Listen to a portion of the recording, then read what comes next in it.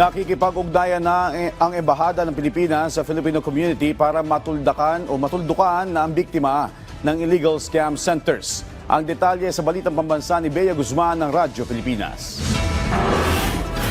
Patuloy ang pagtugon ng Embahada ng Pilipinas sa mga pangangailangan ng mga Pilipino sa bansang Lao PDR. Sa katunayan, tinututukan pa rin ng ating Embahada ang pagbibigay ng tulong sa repatriation ng mga Pilipinong biktima ng illegal scam centers. Sa panayam ng Radyo Pilipinas World Service, sinabi ni Philippine Ambassador to Lao PDR Dina Joy Amatong na hanggang sa ngayon kasi may mga Pinoy pa rin na nasasangkot sa illegal cyber scam centers. Higit mga 200 na ATN cases, pero yung sa pag-repatriate naman ho, yung pagpapauwi ng pagtulong sa pagpapauwi ng mga kababayan, siguro masasabi ko mahigit kumulang 170.